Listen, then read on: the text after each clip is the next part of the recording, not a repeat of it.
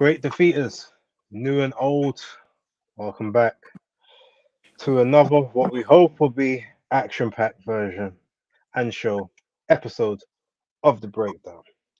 With your hosts, BaseDaKID, Tony, the Pugilist Boy, and we are the children of the game. Now, obviously, a lot of you know that Tony wasn't here last week, wasn't feeling too great.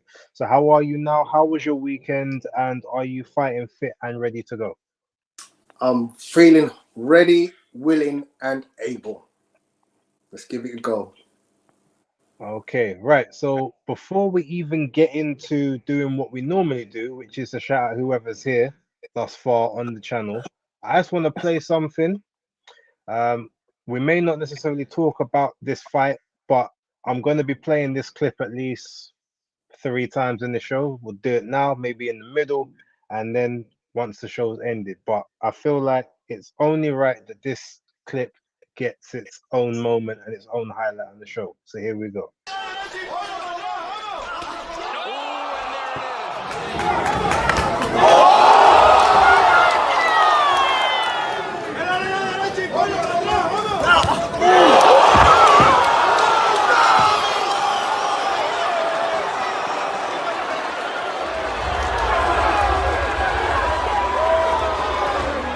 This crowd in a frenzy.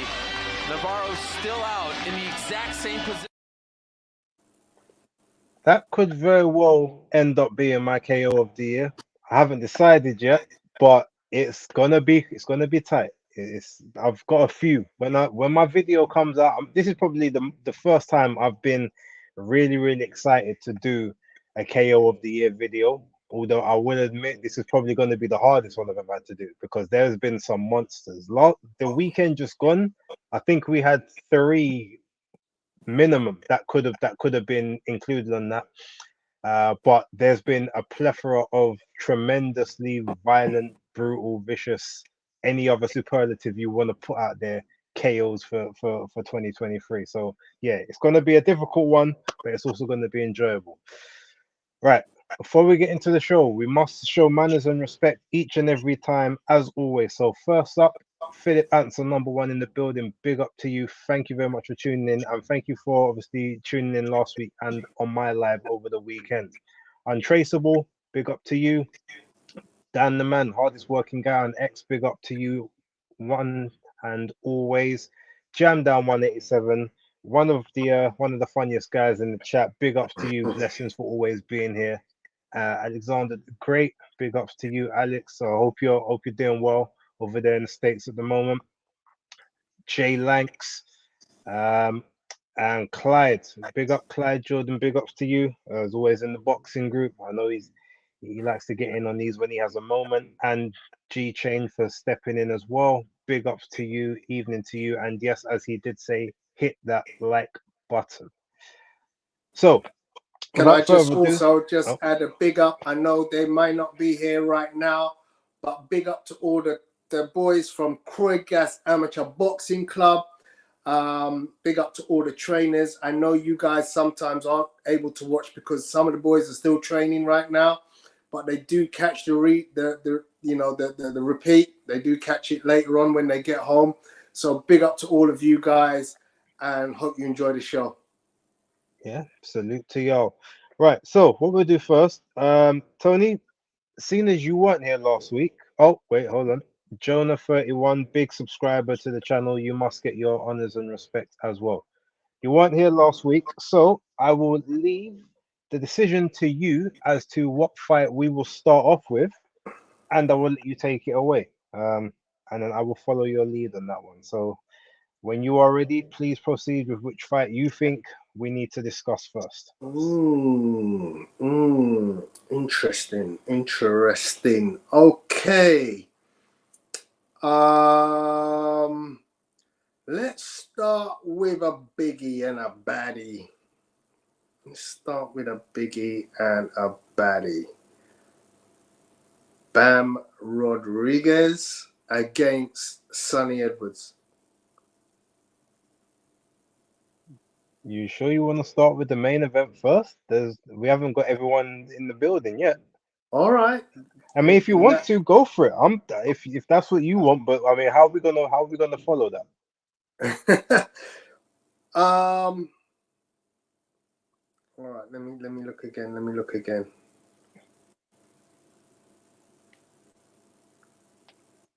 All right, let's talk David Morrell. Okay, go Let's for it. talk about David Morrell because it's going to be short and sweet. It's not. There's no pretty around the edges kind of stuff with this one. David Morrell, super middleweight WBA world champion, was defending his title against Sina Agbeko. Cena came in with a record of 28 wins, 22 KOs, 2 defeats, 1 by KO, and 0 draws. From Ghana, looking at his record, I can't say anybody that was on his record was of any repute. Don't know if you know anybody on his record that was of any repute. Fight before, TKO'd a 22-11 fighter. Isaiah Steen, 16-0 the fight before that. But effectively, this was what the last Showtime card. So it was a historic card. PBC and Showtime are no longer after that show. We won't be seeing boxing on Showtime any longer, and PBC have moved their fights to Amazon Prime. So their last card was headlined by David Morrell, and he made short work of his fight against Sina Agbeko.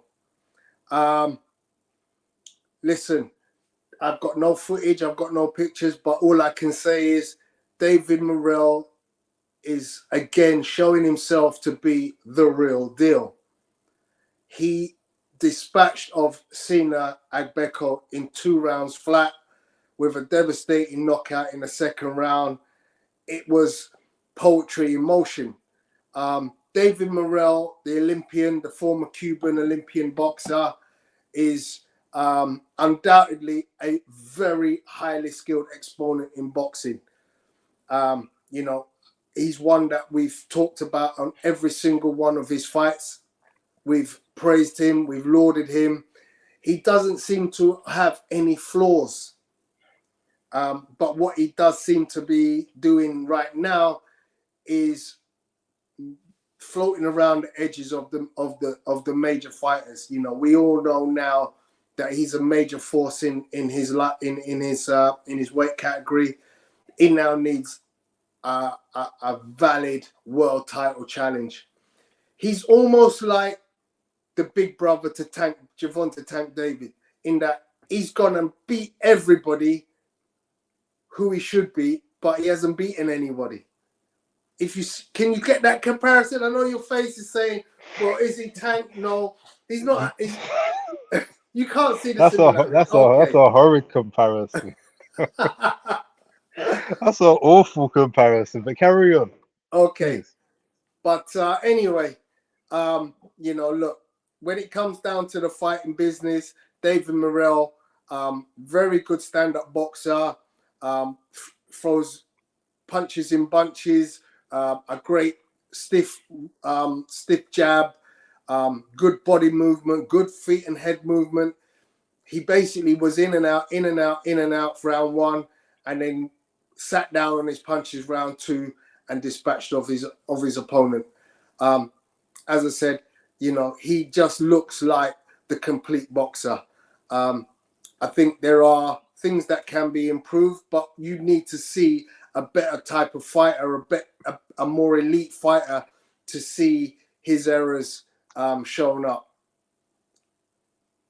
So it's just a matter of time before we see him in those big fights. Okay, so I saw the highlights of this. Now, when I went to actually go back and watch the entire thing, the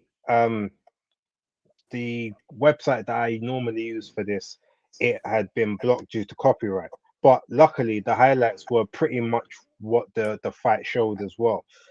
So from what I saw is yes, he was very much pretty controlled it from round one to round two. But what was very noticeable is that um, he was extremely um, he was extremely big compared to Senna and Beko.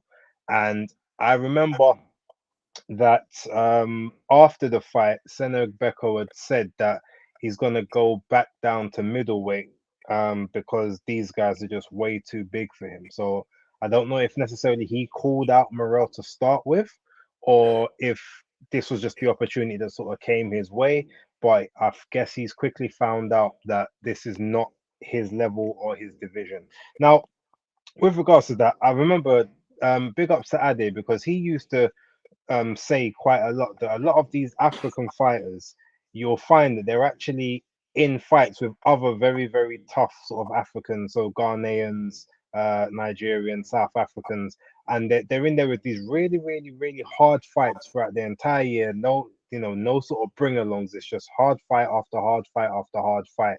And then once they finally get put onto our radars on in the Western world, sort of in like the UK and the US and whatnot, it's almost like they've got nothing left. Punch resistance is gone and everything just because every fight they have prior to that is a war. And I don't know if that is necessarily the same with Sen. Obviously, I know he has lived in America for a little amount of time now. But yes, we know Morel hits extremely hard. But that when Ade says that, that does always make me then wonder how, so I guess how durable is he, or what has the guy got left? That being said, I mean, yes, David Morrell is. I've always credited him as a phenomenon, but the big difference between him and Tank Davis, even though they're nothing alike, is the fact that he is asking and demanding the big fights, and he wants the big fights. You know who he's zeroing in on, whereas Tank very much has never openly said he wants any of these fights. So yeah, I guess we got to just kind of look at it from that sort of perspective. I'm gonna be keen to see what he does moving forward, whether he stays with the PBC. I don't know if he's what his deal is like, whether he can move about or not. Um, but it would be nice if he if he's there, it would be nice if he's kept active over the next year. I'd like to see him at least 3 times in 2024. And if that can't happen, then he needs to either look to see if that's possible, or he just needs to take the biggest fight or 2 fights he can take if he can't be more active. But he's a talent that I do enjoy seeing, and the fact obviously he's learning his English, he's doing a lot of his interviews in English, even if he's got his interpreter with him as well. He's due to be a star, and I hope he gets there sooner rather than later. So that's my sort of take on that one. Cool. Right, where we going next? So on the undercard to David Morrell versus Abeko was a rematch, which was very highly anticipated, between Jose Valenzuela and Chris Colbert. Now, for those of you who can remember the first fight, the Bumblebee outfit that Chris Colbert won, him doing the roly-poly after getting knocked down, being slapped up around the ring several times in several rounds by Jose Valenzuela, and then receiving a very controversial decision. At which point, at the end of the fight, the two had a war of words, saying, you ain't all that, and I want to run this back, and let's do that. And lo and behold, they've run it back. And all I can say is, Jose Valenzuela didn't let the judges take this into their nasty hands. He basically went out and said, you know what? I'm finishing you. And he dealt with Chris Colbert amply. And it was just, a very accomplished performance by Jose. Chris Colbert was doing all the talk pre-fight. The pre-fight press conference was very excited, very heated. Again, a lot of war of words. There was talk of a bet between the two fighters where, whoever was going to win was going to take home a massive check from the other one. And lo and behold, as I said, Chris Colbert talked the talk, but again, he found himself on the floor. And as Base has mentioned, some KOs of the year, this potentially was one of such KOs. A beautiful two-piece, a long arcing right hook that found the chin of Chris Colbert, knocked him down through the ropes, and man was out. I mean, cold. Could have counted to like 60. Man was not getting up. Beautiful knockout. Jose exacted his revenge in a very exquisite manner. And what can I say? We look forward to the next episode, because Chris Colbert, when he eventually woke up, decided to say, oh, but now we're one-on-one. Let's run it back and see in a third. So will we see the third episode of Chris Colbert versus Jose Valenzuela? I wouldn't say no, because the two fights have been very entertaining. This very much like the Tyson Fury versus Wilder situation. You know, you've got a 1-1 when in fact, really to me, should be 2-0 to Valenzuela. But let's see if they get it on. What were your thoughts, Base? Well, I mean, unlike you, I actually did score the first fight to Colbert, so I did agree with the judges. I know we had that discussion on the channel back in April. But yes, as you said, quite rightly, this one, there was no room for error. There was no room for doubt. It was taken out of the judges' hands by, you know, a Hail Mary vicious right hook, which, Chris Colbert had no answers for. And, you know, drunkenly, he stumbled up and decided that he wanted to run it back for a third time. Personally, I don't know if that's smart, purely for the fact of, even if like me, you do believe he won the first fight, well, he's got ironed out in this one. A lot of people did think he lost the first fight, and he got dropped in the first fight, and he did get hurt in a couple of rounds as well. So all of that kind of tells you there's not a lot of adjustments you can now make to actually win a trilogy. So while it's 1-on-1, all I can really see is just another devastating knockout, and it's just more punishment for you in the third fight. But hey, if that's what he wants, I mean, who am I to tell him no? That's kind of that's my opinion on it. But yeah, as I said, this one was conclusive, and he definitely took it out of the judges' hands. Honorable mention from that night goes to Kyron Davis. I think he's one to watch.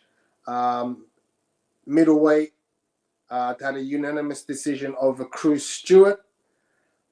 Anything else on that card that you want to mention? Why is he one to watch? Because he's the same one that got beat up by David Benavidez last year. Yeah. I'm just asking, why is he one to watch? I like the style. I like the style of the boxing. Okay. Well, if that's all right, cool. He's one to watch. I'll check out the fight.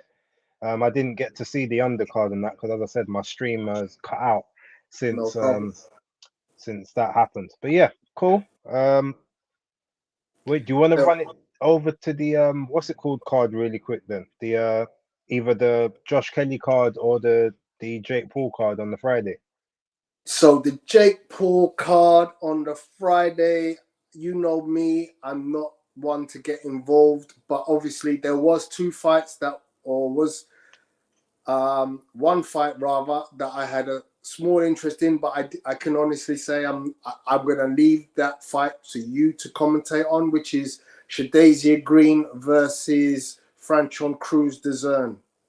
Okay, well, before we get to that, we got to pay manners and respect once again. So for the people that are late, here you go.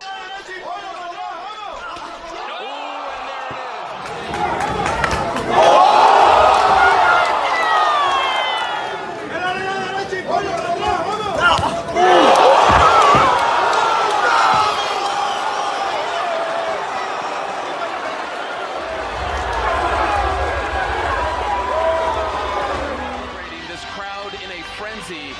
Navarro's still out in the exact same position. So for those of you who don't understand the significance of that, that fight there set the tone for the Shadeja Green and Franchon Cruz's own fight, because that happened literally just before it. So without going into a long sort of protracted, diatribe regarding that fight, it was again a fight that Franchon Cruz made extremely messy and almost unpleasant to watch. But I respect the fact that I predicted Shadeja would win this fight, and I knew that the first few rounds would be exactly as they played out. I thought that Franchon Cruz would be able to fluster and flurry Shadeja and sort of have her step back and make her have to almost almost keep the gloves up, high guard, and then possibly get a moment to try and throw at the end of a salvo rather than trying to throw in between the punches. But what Franchon Cruz did, which was quite masterful, is every time that she would come in, she would lead off with several big shots, normally starting with the jab. And as soon as she's got into range, she would fluster one or two, maybe even 2 to 3 shots for Shadeja, keep her on the back foot, keep her timid, and then fall in, collapse the pocket, and clinch on the inside and start to work the body, preventing Shadeja Green from being able to let off any shots of her own. And she pretty much did that masterfully for the first several rounds. That was her tactic. That was her plan, and it pretty much worked to a T. Now, Shadeja did start to have a bit more success towards the back of the fight, but again, she just didn't. She just wasn't able to make the necessary adjustments that Franchon Cruz was making at the time, and it just ended up in such a way that, as we then saw, you had Franchon Cruz becoming a 3-time world champion in the Super. Well, technically, yeah, you could say it was 3-time. Really, you should say it's 2, because there was a time where she, even though she lost the belt to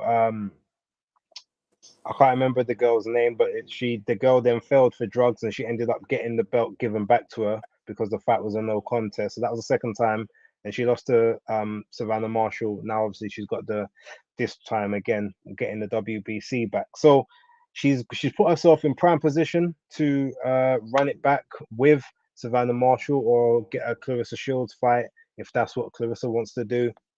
We're not sure at this point. But again, big ups to Franchon. As much as her style in the ring can be unsightly and very sort of unpleasant to watch, I like her as a person. I like her journey, I like her grind, and I like her willingness to be in tough fights and not shirk the responsibilities. As for Shadeja Green, this was even though I liked her from when she fought Aline Sidaruz. I even noticed in that fight she's very almost tentative. It looks like she's borderline scared a lot of the time when she's on the back foot, and everything has to almost be on her terms.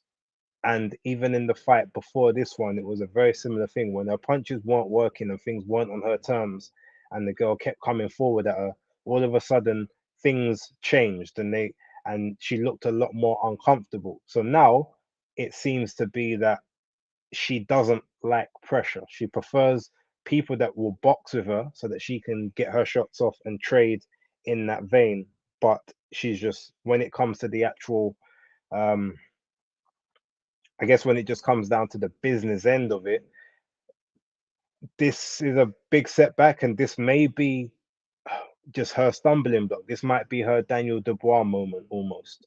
So it will be interesting to see how she sort of rebounds and regroups from this moving forward. Bearing in mind she's not the youngest, but as there's not a huge amount up in those weights, so there is possibilities if those other belts get scattered and fragmented, she could maybe find another route to go down. But yeah, it'll be very interesting to see what happens. But commiserations to her and congratulations to Franchon Cruz as always. Before we go into the matchroom card, which obviously is I guess was the big card of the weekend, and quite right as well, just give a very quick shout out to Josh Kelly.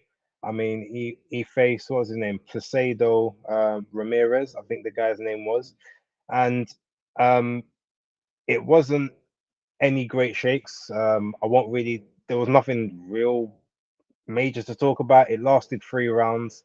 Placido was a much smaller guy naturally. I think he was at one point competing at super lightweight and sort of went up to kind of welter and then yeah was fighting this fight and lost sort of like it was short notice. I think it was like 3 weeks notice or something.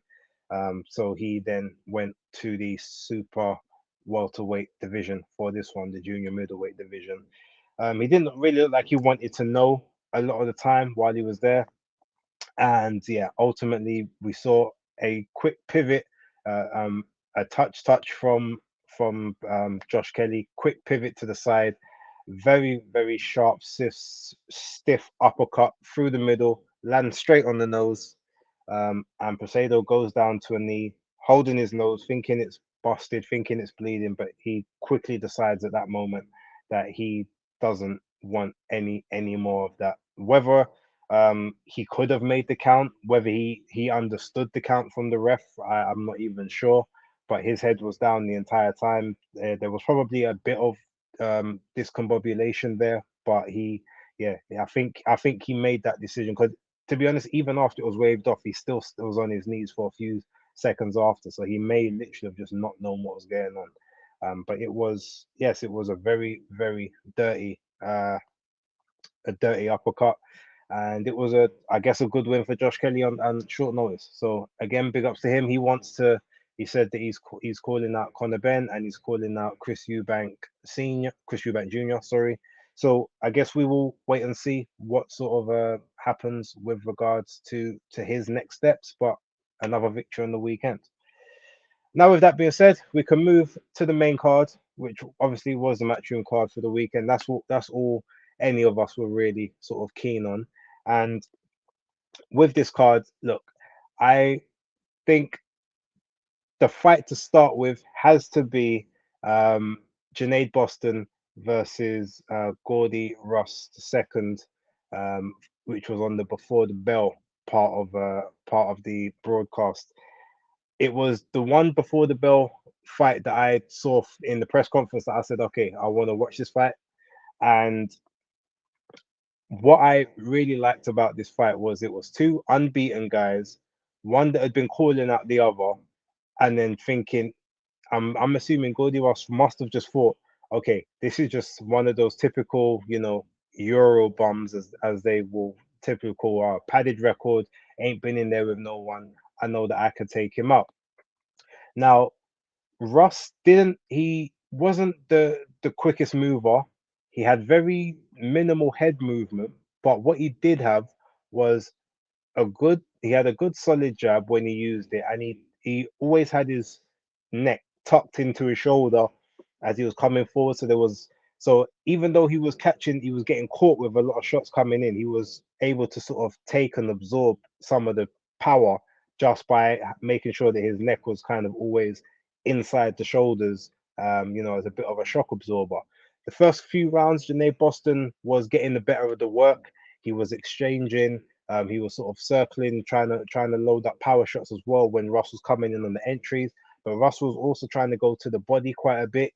There was exchanging jabs at times, but there was also, placing punches to the body, trying to slow Boston down. And then in the third round, which is basically where all the action started taking place, where the good stuff started happening, you saw Gordy Ross basically step forward on Janae Boston and time him when the two of them was about to take their chance at taking a shot together, and he basically managed to beat Boston to the punch where he got Boston on the end of his punch quicker than Boston's punch landed towards him. And Boston, I always used to say, had a habit of leaving his chin up in the air. In this fight, he actually had his chin down quite a bit, so it was a lot more tucked. But in the third round, his chin did raise up a couple of times when he was trying to exchange, especially when he was trying to exchange hooks, and he got caught on several occasions, wobbled badly, rocked quite badly for a young prospect, to the point where he had to sort of get out, try to start circling. He had to hold. It was I guess his first crisis moment as a pro. And in this game, I guess people always want to test these you test the prospects and the novices first, just to see what they're made of. um and he came through that test, although not without a rollicking from Grant Smith, who read him the riot act and said, why are you fighting like that? You're going to get yourself knocked out if you're there trying to trade with him like that. Get back to your boxing, stick to your boxing. This is not what you need to be doing in the ring. He comes back out and starts to box a bit more in the next couple rounds. Now Russ starts to have a bit more of success for me in these other rounds here. He's still working to the body, still whipping in some pretty dangerous shots to Boston, but he's managing to sort of get back to range, get back to the jab a little bit. And then by the time it gets to rounds 6, 7, and 8, he's a bit more in control. He's starting to get his range back, get his control of the fight and his control of the tempo and the distance back. And then in the 8th round, right at the end of the round, he scores a brilliant, I think it was a counter right. He catches Russ as he's on his way in, and Russ wobbles a bit, but by that time the bell's ready to go. There's no way for Boston to follow up on it. But Russ, he didn't look like super hurt, but he definitely looked like that shot buckled him a little bit, and he probably was very fortunate that the bell was about to go, because he had taken quite a bit of punishment, even though he gave some back as well. I was disappointed with the scorecards. I know one card had only given Russ 1 round, and I think another card gave him, no, 2 cards only gave him 1 round, and I think one card gave him 2. Whereas I had it much closer. I had it 5-3 personally, and I thought that the cards obviously didn't show how hard of a fight that was for both guys. So I thought that was a bit, I thought it was a bit bad. But I would like to see them run it back. All three cards were 79 and 73. So there was all 3 7 rounds to 1. Okay, I thought it was 2. Okay, fine. So if that's the case, I would like to see them maybe run it back down the line, not next, but when they're a bit further along in their careers, over 10 rounds, or even maybe over 12, because I think it would be a good rematch. But yeah, I do think it was it was bad that Russ only got 1 round consideration in that fight, and I think most people who've seen it would agree. I think personally. I know you didn't see that one, so move on to the first fight of the main card, which was the Peter McGraw fight. So what a fight. So guys, if you didn't watch this fight, this was, to me, fight of the night. I found this wholly entertaining. We had Peter McGraw, 8-0 going into this fight, fighting Jericho O'Quinn, who was 16, 1 defeat, 1 draw at super bantamweight. This was a 10-rounder, and Pete McGraw was following his brother, who had fought earlier in the night. Joe McGraw had won on a TKO earlier in the night, and Pete McGraw came in as the heavy favorite against Jericho O'Quinn.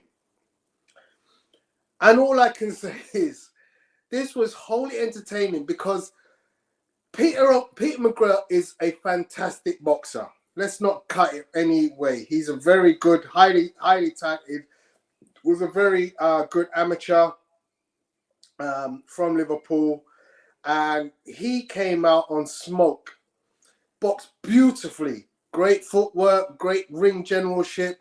He was pressuring Jericho through most of this fight. And then he had Jericho down in the 2nd round. And Jericho looks in problems.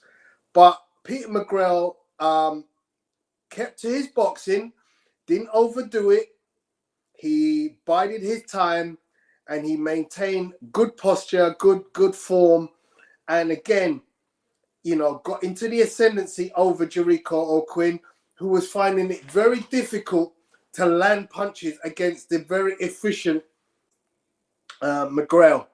And then in round 4, O'Quinn was dropped again, very heavily, by a beautiful left-right from from McGrail. And at this point in the 4th round, McGrail now realizes I've got the power to hurt O'Quinn. And he goes in, again, not irresponsibly. He goes in, but he's sitting down on his punches. He's getting closer to O'Quinn, and he's actually getting to the point where you think, oh, this fight could be over very quickly. And I shall show you what happens. If I can find it. There it is. So, McGrail is in the blue shorts. O'Quinn is the light-skinned brother in the red shorts. Boom! Lights out. McGrail was here looking to stop O'Quinn. This is round 5. He's setting himself up. The right hook is about to get launched. Oh, and that was all she wrote. It was sensational because there was no way you could see that happening, because at any point in the previous 4 rounds, there was nothing that we had seen from Jericho that made you think he had the knockout power to trouble Peter McGrail. But wow, did that ignite my fire. What was your thoughts? Why was that your fight of the night? Because I just, you know what? When a fight's it one-sided and then the surprise upset, I just thought, wow, I was totally in shock. One thing I will say, it's funny. Shout out to Chris Andre, because he kind of saw this a little bit the same as me. This was one of the fights where I wasn't scoring this one. This one happened before I went on the live stream, but there were several points in round 1 and round 2 where Peter McGrail, good footwork, like the punch selection was doing well, but he was getting caught backing out. Very similar, the same way that lead low hand, and obviously the way he's punching with the backhand, but that's not also coming back to his face either. That counter, O'Quinn had done it several times in both rounds 1 and 2. And it was just that in those ones, either Peter it just missed, or he was able to just about like brace himself for it. But there was very little head movement or anything else. The first knockdown wasn't a knockdown. If you look, even though obviously it was counted as a knockdown, but I think McGrail actually stepped on his foot as he was coming around, and so obviously Jericho O'Quinn tripped up over the foot. But in sense of that, it's a case of Peter McGrail got too greedy. He tried to, he thought he was in a position to finish the fight, and again he made the same cardinal sin. He overreached for the shot and then didn't put himself back into a defensive stance. He was too busy admiring his work, and then lo and behold, he gets caught with a rotating, twisting right hook from hell, which makes him look like he just bust a nut and he needed a nap on the ground, because that's how he was in a fetal position on the ground, looking like he was ready to sleep. It was one, and it must have been one of those good nuts. You can't function afterwards. That's kind of what he seemed like, because the referee showing him, and then he even sees the and he turns over and rolls to the other side. That's when you know that you're tired. Like he went to sleep, and he was quite happy. They gave him a pillow on a blanket, he would have been fine. But that's obviously that's what happens when you don't, when you admire your work and you don't, keep your defense up, and you just start thinking that this is an easy day at the office. And as Jericho O'Quinn said, which by the way is a brilliant name, that's got to be one of my names of 2023. I actually, Jericho O'Quinn. It's a great name. But yeah, as he said, yeah, you thought I was a cherry. This is the cherry. This is the wrong cherry. And at this moment in time, he's right. They want to run it back. I don't know if, I mean, maybe Jericho might say, no, we ain't doing it. We're not doing that. But who knows? He said he wants to have it in. I think he said he wants to have the fight in Belfast if they're going to run it back. But I think Eddie said, well, there's already, in contract of where the fight would be staged if there is a rematch.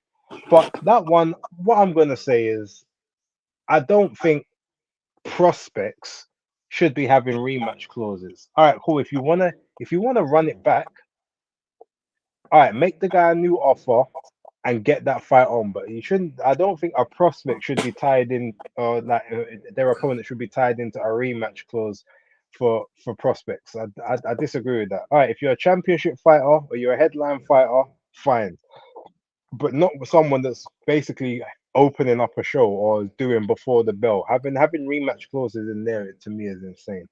But that being said, I mean, I guess it would be a good rematch.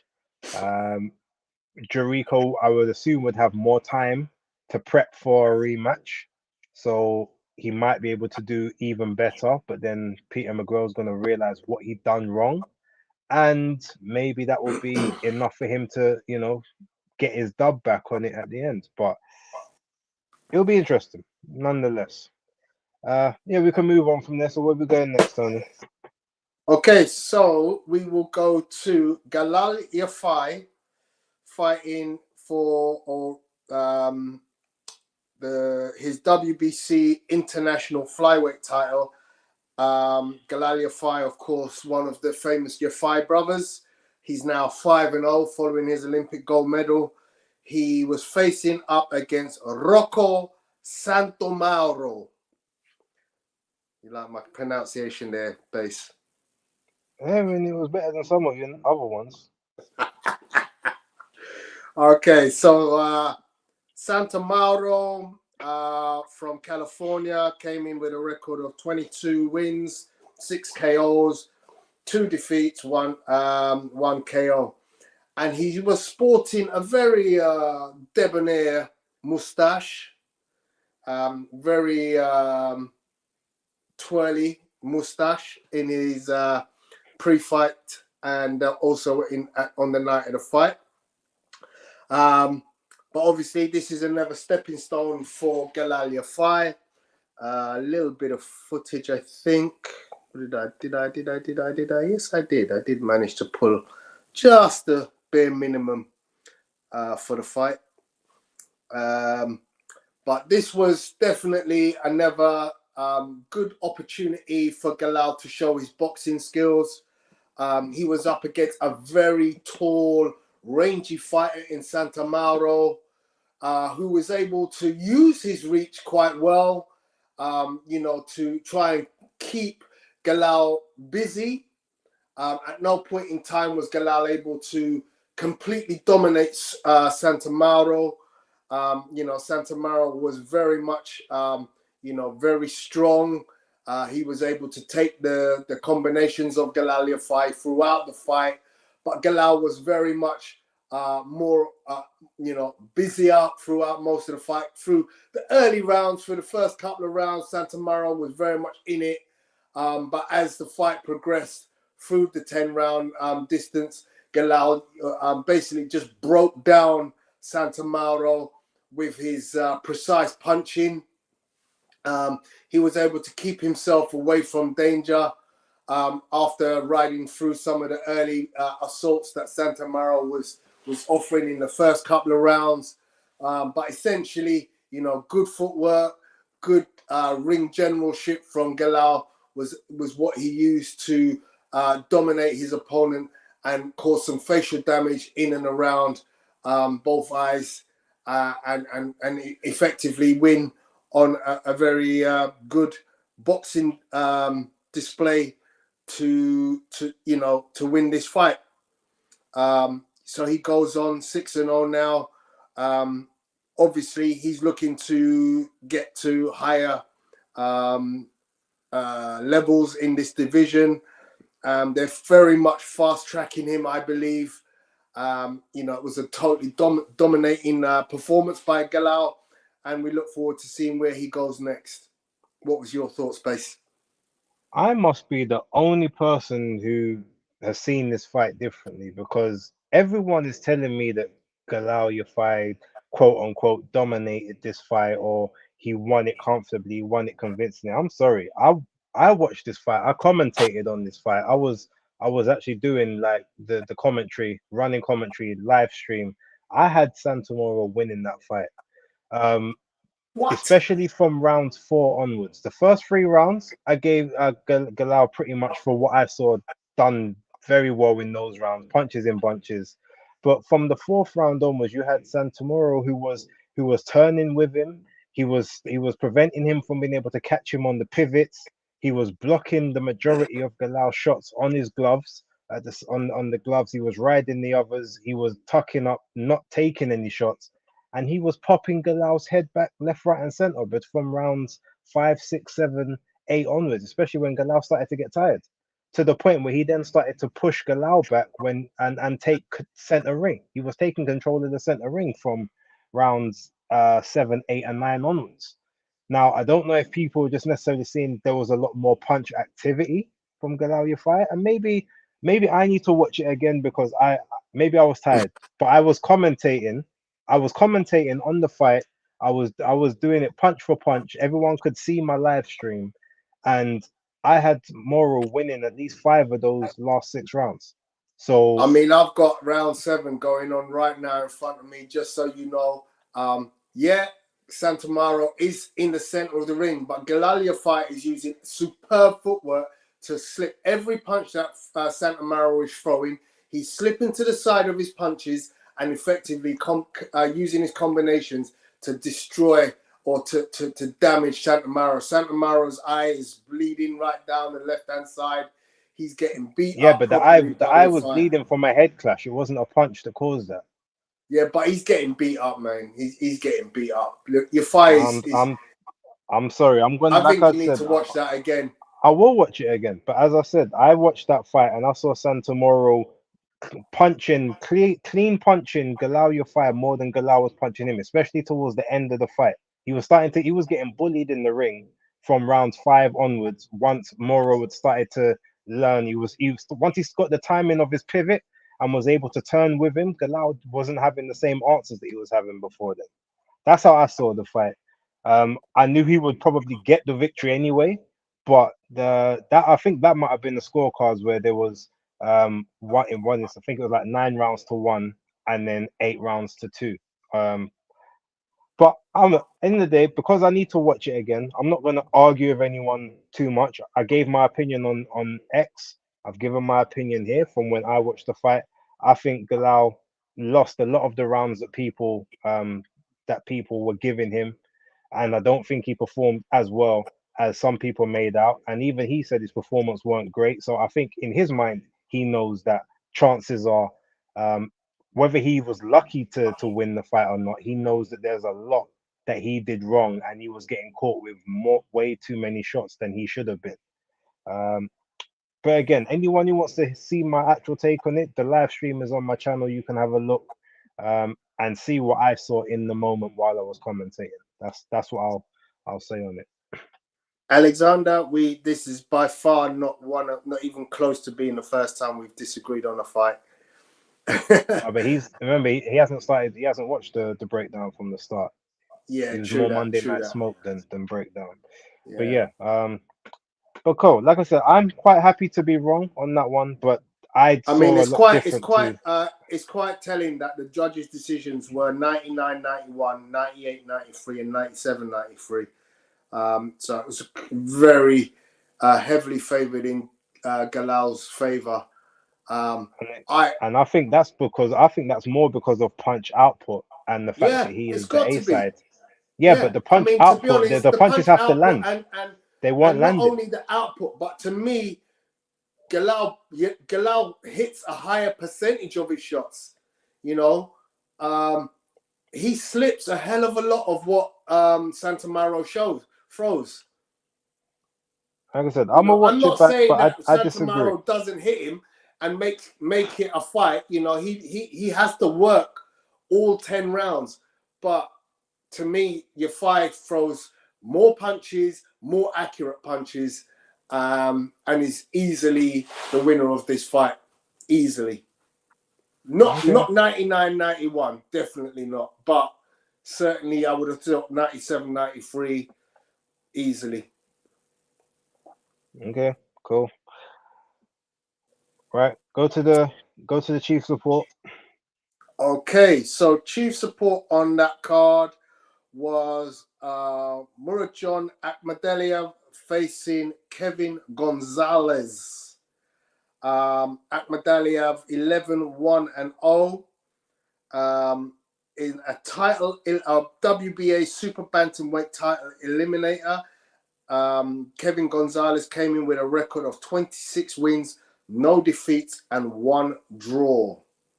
Akhmadaliev, of course, had lost his title in the unification to Marlon Tapales, who is going to fight in Naoya Inoue very shortly for the undisputed.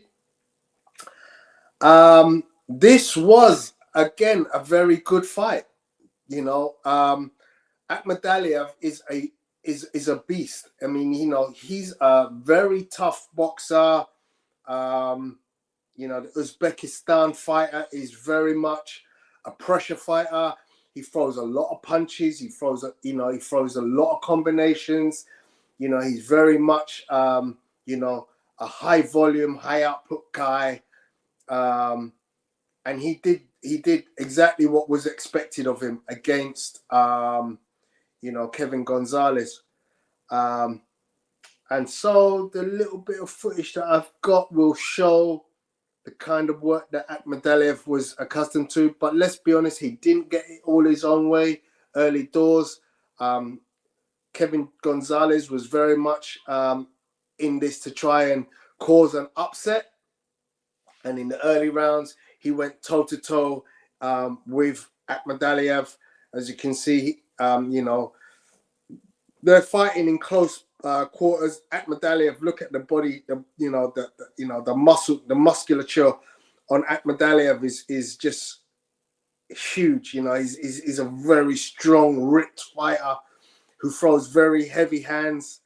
And then as the fight goes on, he's getting closer and hitting harder to Kevin Gonzalez, wearing him down. And then eventually he gets the stoppage in round 8 of this 12-round title eliminator. You know, look at the posture of Akhmadaliev. You know, he's hands down, very relaxed at this stage. He's able to pot shot and pick his shots, finding great power and leveraging some of his ending shots. But at this stage, you know, he's very much hurt Kevin to the point where, you know, he's done significant damage to the nose of Kevin Gonzalez. You know, throwing in those huge hooks. You know, totally dispensing with any kind of preemptive jab to create the opportunity. He's just in there now, flat-footed, to the point where he now knows I've got my man, and he's basically taking him out in round 8. As you can see there again, you know, this guy is a machine. You know, really very strong, well-built fighter, and I'm sure he'll be knocking on the door again for glory at some point. What was your take, Base? Well, yeah, that was a final eliminator for the WBA super bantamweight title. So he will be in line for the winner of Inoue versus Tapales. He's the second mandatory though, because the WBC's mandatory is in the queue first, which is Luis Neri. So it just depends on how quickly he would want to wait. But I'd assume that if Tapales loses on Tuesday, I guess he'd want to run that fight back to clean up that decision and that work initially before going into the other fight. The first few rounds was very slow. He was very tentative in the first few rounds, trying to gauge his distance, trying to judge his range, and try to work out how Kevin Gonzalez was going to try to enter the pocket. After the third round, he was very composed about his work and how he would go about things. And then, yeah, he just started slowly applying front foot pressure from the sort of the third round onwards. And at that point, it was almost like a bit of a snowball effect, whereby you had Kevin Gonzalez almost fighting against the avalanche or fighting against the tide if they was in the water. Um, he valiantly threw a couple swings here and there, so Akhmadaliev had to keep himself, composed enough just so that he could make sure that he stayed out of the way of the big wild swings that Gonzalez was trying to throw. But yeah, after I think it was the fifth round where he caught him and busted up his nose really bad. He just started chipping away, working away from there onwards. And then as we saw in the eighth round, even though a lot of people thought that he should have kind of been pulled out even before that, but Dirty Southpaw with that little cheeky sneak check hook uppercut. There was no twist on it, there was no wind up, it was just very, very short, straight into range, and Gonzalez fell right into it. There was a delayed reaction because you saw him at that point, his legs buckled like a second and a half after the shot even landed.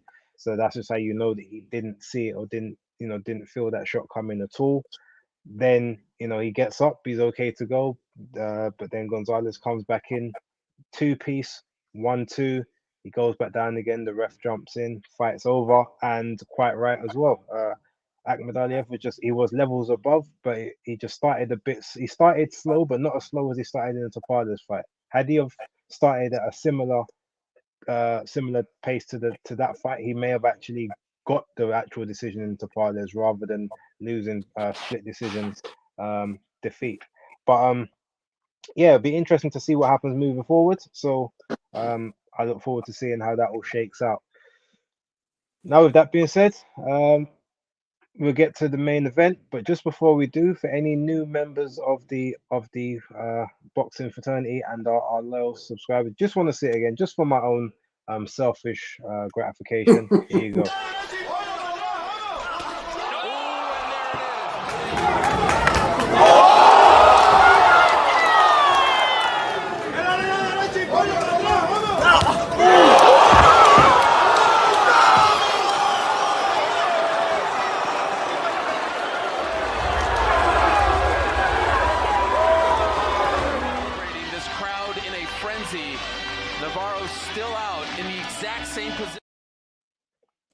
Yeah, just needed to be done. But yeah, all right, let's seeing as you was keen to make this one the first fight we spoke about, I'll let you lead. Go for it. Let us know about Jesse Bam Rodriguez versus Sonny Showtime Edwards. Okay, so we had the unification fight for the IBF and the WBO World Flyweight Championship. Jesse Bam Rodriguez coming in 18-0, Sonny with 12 KOs. Sonny Edwards coming in. It was 11. Sorry, 11. And Sonny Edwards at 20-0 with 4 KOs. Obviously, Sonny's KO ratio happens to be the lowest of any world champion prior to this fight.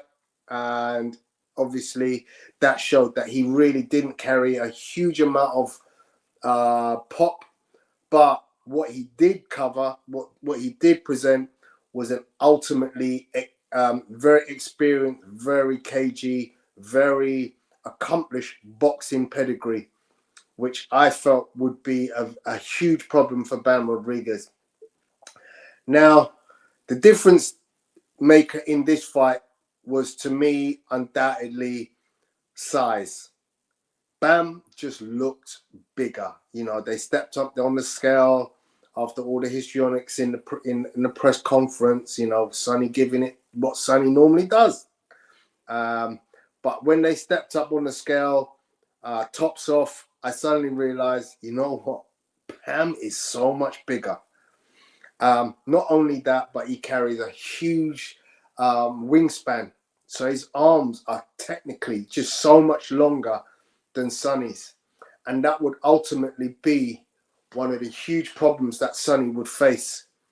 Now, from the get-go, Sonny was actually, I thought, trying to implore you know, some decent boxing skills against Bam. You know, he was switch hitting. He would go from southpaw to orthodox. But Bam literally was able to match everything that he was capable of doing, and was also doing things that I expected to see Sonny doing, in that, you know, he also switched from southpaw to orthodox. You know, he threw punches in bunches. You know, he used his reach extremely well, because what Sonny had to do was, in order to find Bam, was to have to slip around Bam's punches in order to get close enough to launch his own counter punches. So Sonny was very much the counter puncher in the fight, and Bam just knew that anytime Sonny was able to land, he would be able to hit him, because he had that huge advantage by way of levers. You know, there was no way that Bam could, that Sonny could hit Bam and not be able to be hit himself, because it just became very unachievable for him to get in and get out without getting tagged by something.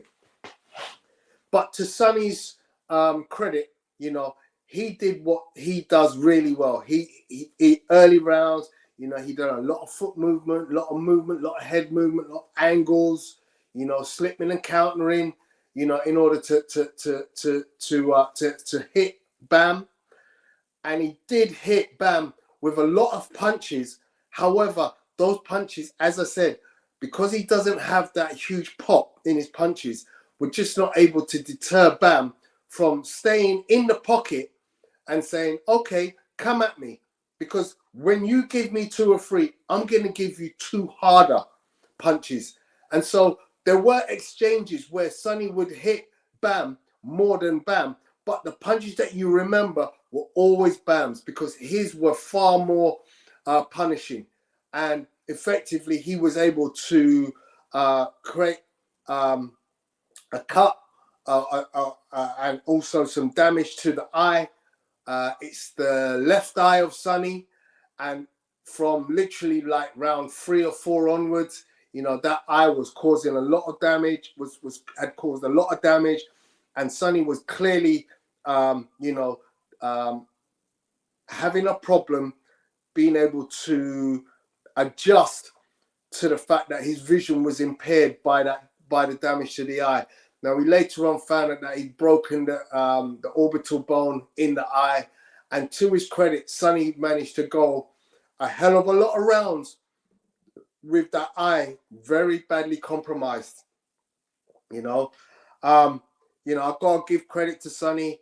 You know, he didn't at any time just quit. I know people did come and say that Sonny quit, but there's no way that he quit in that fight. You know, he was there all the way through, trying to stand toe to toe with Bam, because he, in realizing that he couldn't use his boxing capability from the outside in because of the eye, he effectively had to fight inside of the pocket against a very destructive Bam Rodriguez, who's, you know, his punch power was clear to see. You know, Sonny would come in, he would throw his shots with great accuracy, I would say, and hit Bam. But what came back from Bam every time was harder, more punishing shots.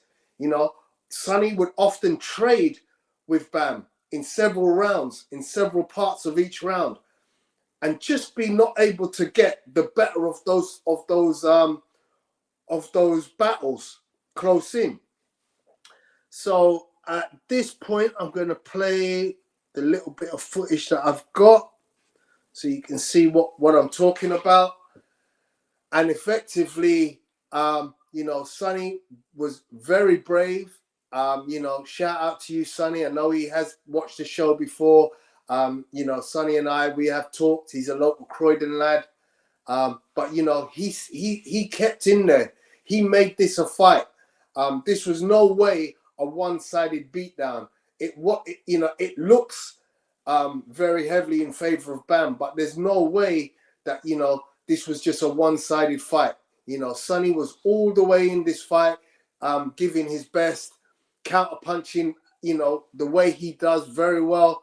But then round 9, as you can see, he gets hit with a peach of a shot from Bam,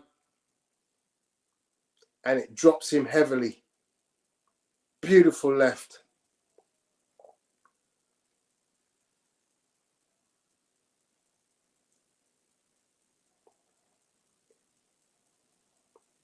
You know, you can see Sonny still picking shots. He's still trying to find a way to box Bam, using his jab, counter.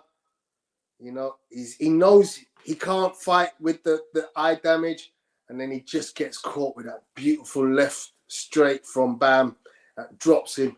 And at that point, you know, he goes back into his corner.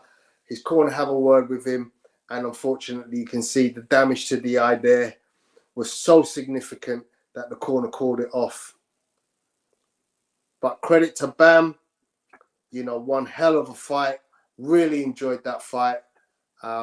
He's the victor. Your thoughts, Base? All right, so Alex, let me give my thoughts, then I'll address your comment, because it's an interesting take, and I know some people have also seen it in that same vein. I think, right, so I had this fight a little bit differently to some others. Now, I initially did actually pick Sonny to get a split decision, as I thought that he would control more of the tempo of the fight. Makes, and you know, Bam hasn't always been the greatest sort of coming on the front foot, but he was actually a lot better in this one. But that was primarily because Sonny wasn't actually on the back foot in this fight. He stayed in range for the majority of the fight. Parts of times you could say it was the right call, and then other parts it was maybe the wrong call. However, as we found out a little later on, I mean, when I was doing my commentary, like round by round, I had said the first thing I said in the second round, hold on, that is Sonny's eye looks like it's swollen. And then one moment it looked better, then it looked swollen again, then it looked better. So I just thought that something happened to the eye. And then from there, he basically was on the inside. Now, as he said, they couldn't see him properly. So because he couldn't see him from range, the best way for you to do anything is to stay as close as you can and to, you know, to feel where your opponent is and to sort of take it to him.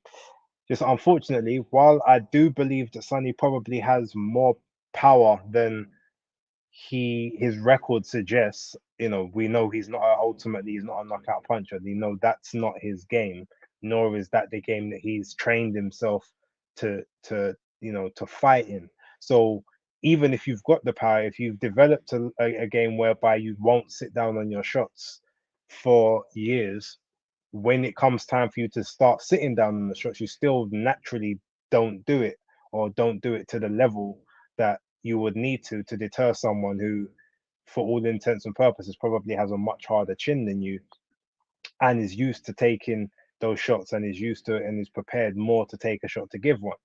Now, I had it a little different to others. So, for instance, I scored the first round to Sonny, and I scored the second round to Bam. I scored the third round to Sonny. I scored the fourth round to Sonny, and then I scored the fifth round to Sonny as well. However, I was stating when I was writing this on Twitter, like, or X, you know, that Bam is investing to the body, and they're starting to get harder for Sonny to maintain the momentum. So even though to me he's winning these rounds, like, it's not winning to the point where it's a sustainable, it's comfortable. It's like sooner or later there's gonna be a tide. I said I wasn't, you know, I was concerned about the tide of the fight sort of changing. Now, when I watched it on the second time, the fifth round was definite. I still just about edged it to Sonny, but I can see if you give that one to Bam, I've got no arguments. But then from there, from the fifth round onwards, so the sixth round, I gave to Bam, seventh round Bam, eighth round Bam, and then ultimately the ninth round Bam as well. Now, I know some people gave Sonny the seventh, but I still feel like while it was close in points, Bam again was just he just did more of the punishing work. And I know and I'm a big proponent of someone that will say facial damage doesn't always tell that that person's winning the fight, because some people just happen to mark up easier than others.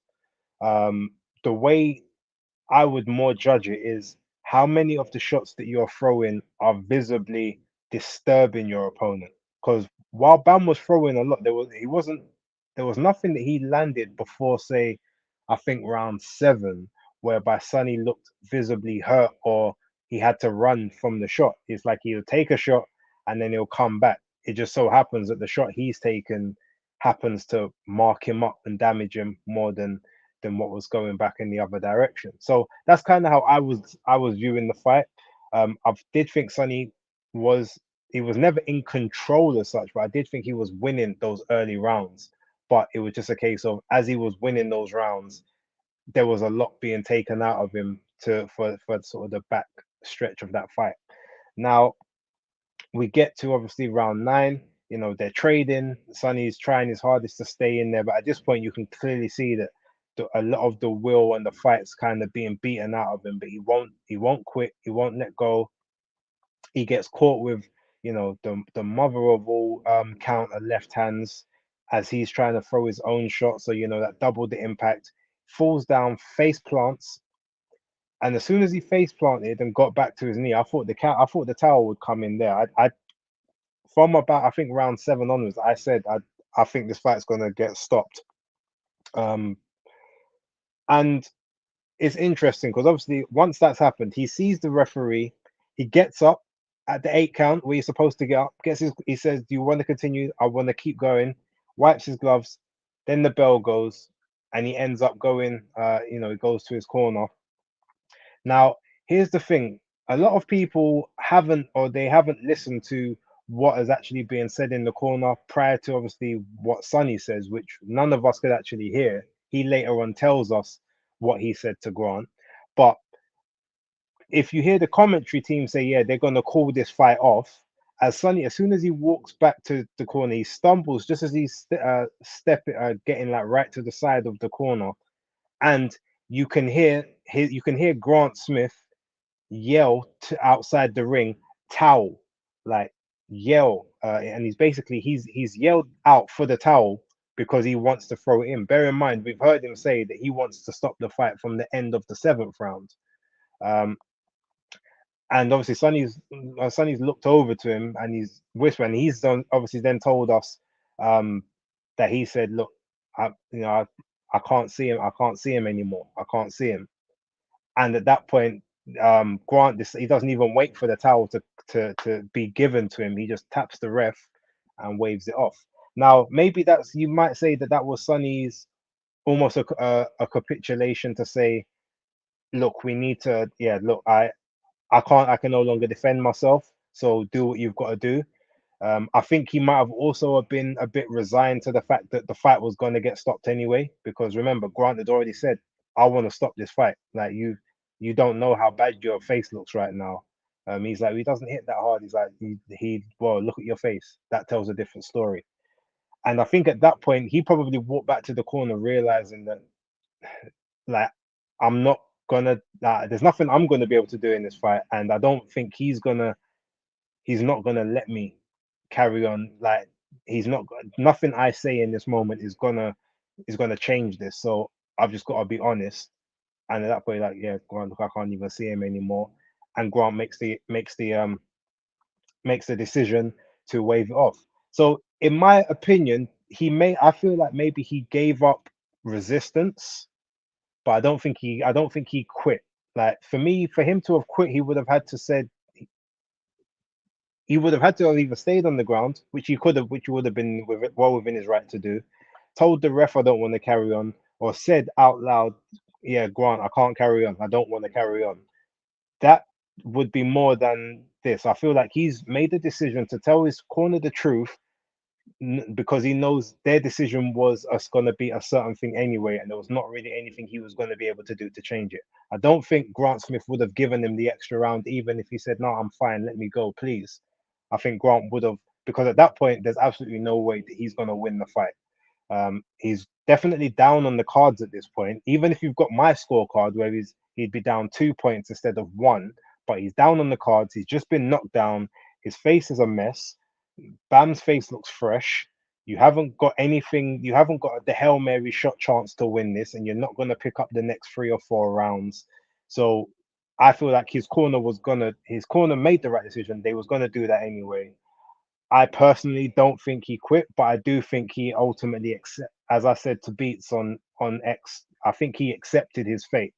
He knew that it was going to get stopped, and there was no point trying to protest it. So he just kind of accepted that that's what was about to happen. And he pretty much he answered my tweet and basically told everyone what happened. His corner wanted to pull him out from the rounds before. He said, "No, I'm good. I can carry on." He gets dropped, and he just had to admit at that point, "I can't see him anymore." And Grant then pulled the fight. So yes, you might say there was complicity in the stoppage of the fight, but I don't think it was his choice. Because if I'm gonna be real, I legit think if Grant Smith decided that I'm gonna give you one more round, I think Sonny would have gone back out and probably got knocked out in the 10th round, and he would have actually gone and he would have just accepted his fate there as well. I think he was prepared to go back out, but a bit like Tony Bellew in the Usyk fight, where Tony Bellew said that he was glad that um, that Dave Caldwell threw the towel in, because he would have just kept getting back up, and he just would have kept taking more punishment because he doesn't know how to quit. He doesn't know how to stay down. He needed someone like Dave Caldwell to ultimately take that decision away from him. And I think it was a bit like that with Sonny. Sonny hasn't openly said, "I'm no longer wanting to continue." Because if that was the case, again, why get up after you've been knocked down? Like, stay on the ground. You're there. Everyone can see that you just face planted. So, see out the 10 count and then get up. But he got up, was ready to carry on and finish the round. So that's why I personally don't think you could say that he quit in this fight. But I can't change anyone else's mind. And if that's someone else's opinion, fair enough. But what I do know is he fought valiantly for 7 rounds with a busted eye.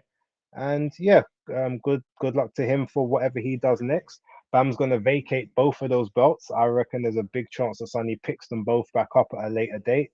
He said he can actually still make light flyweight, so he said he's prepared to go down to there if he needs to, stay in fly or even move up to super fly. So he just wants big fights, um, and I'll credit him for that. So I'll give him all the respect in the world for the performance. It wasn't good enough on the night, and also I got to commend him because he said, um, you know, he he was the absolute definition of no excuses. The better man won on the night. Congrats to him. Not one excuse was made there or in any of the post-fight press conferences. Even on X when he's tweeting, he's still he whooped my ass. Like everything is in totality of respect to what happened in that ring. So again, as a in terms of his character, like that shows a very good character in my mind, and that definitely is like his character as a person. I guess can't really be questioned based on how he's acted thus far. Whether or not we like what he does before fights or the constant, trolling of people, that's another story. But in this, he showed himself to be a man, gracious in defeat, and yeah, I give him all the respect for that. And I even give him the respect, the fact of he's making he's almost making it hard for people to like troll him online, because he's just basically saying everything back to himself. He's doing the Eminem approach, like he's having fun at himself to the point where it's not actually fun to take the piss out of him. He's responding to them like, yeah, you're right, uh, and I think it's winding people up that they can't hurt his feelings, and I think that's why he's the undisputed king of X, because there's nothing you could really say that will hurt him. Like he just rolls with the punches. Like whatever it is, that's all it is. So yeah, so Alex, that is my sort of, I guess, retort to what you've said here. Obviously Clyde said now that's a face plant. And Traceable, you agreed with Alex, said he fought all wrong. So Jamdar says, I was somewhat surprised that Sonny chose not to use a lot of lateral movement and try to frustrate Bam. Well, part of that was because he was also complaining that Bam was hitting. He wasn't hitting low, but he was hitting to the waistband, to the top of the hip, and it was clearly the move was to make sure that Sonny couldn't move as much coming down the stretch, and obviously that started working. And then when you mix that up with the eye, yeah, you stand and trade and he plays into Bam's hands. Now I didn't actually know that Bam had such a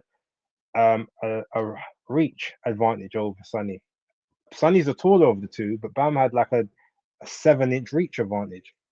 Crazy. So yeah, as you said, there was no way that he was ever going to be able to fight him from the outside. Had I have known that, maybe that might have changed the way I thought the fight would go. Um,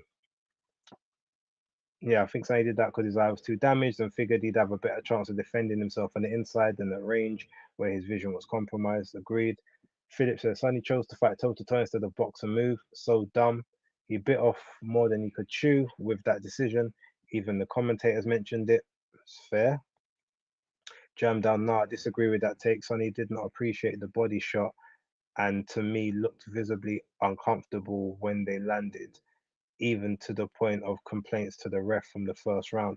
Yeah, well, I've just explained about that part because he was getting hit towards the hips more than when it was the actual body shots. He didn't say anything because when it was on the waist, I think his protector was low, was like on his hips basically. So when he was getting hit there, like it was feeling it in the hip. I think that's the reason for that personally.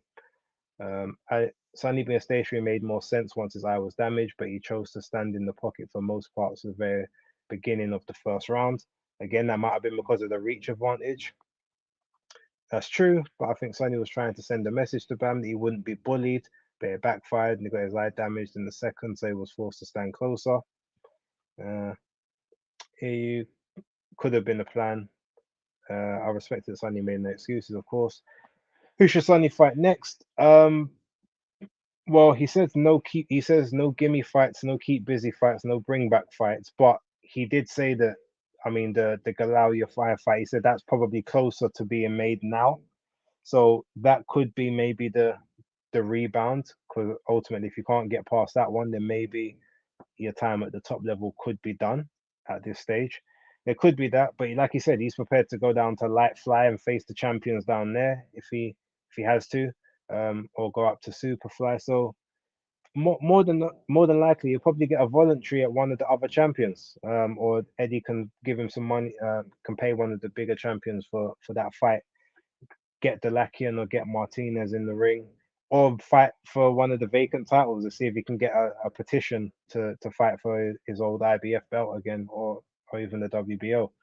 He's got options. I mean, he's made such a name for himself at this point, and he's created so much noise around this event, and he's probably one of the reasons why there's so much interest in it. He's now one of the names of the division, win, lose, or draw. So you know that you'll get a decent payday if you fight him. So I feel like he'll have options. Uh, but yeah, that's sort of my thoughts on it. Tony, do you want to say anything before we wrap up? Not on the Sonny Edward fight any longer, but I've just got 2 knockouts to show. Literally 2 knockouts to show. I did talk about one earlier, but I didn't upload it. So here it is for those who didn't see it. Chris Colbert against Jose Valenzuela.